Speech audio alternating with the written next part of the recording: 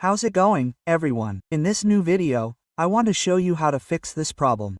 Every time we open an app or the camera app, the camera itself doesn't work. It crashes, gives us errors, and doesn't work at all.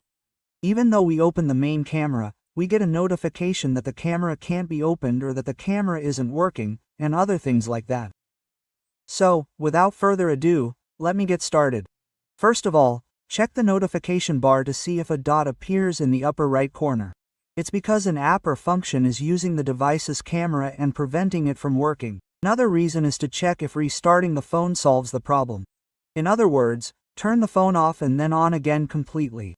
If that doesn't work, go to the camera settings and in the section that says Storage, delete the data completely. Simply click Delete, and that should fix the camera issue. If for some reason the problem persists, what you should do is the following. Sometimes this can be due to a software update failure, and I recommend checking to see if an update is available and downloading it from there. If there is no update, another option would be to completely restart the phone or factory reset it. You should simply delete all information and files, because sometimes this can be a serious system failure, which is why the cameras are giving you so many problems or don't want to work properly. If for some reason none of these work, I recommend downloading a couple of apps for Samsung.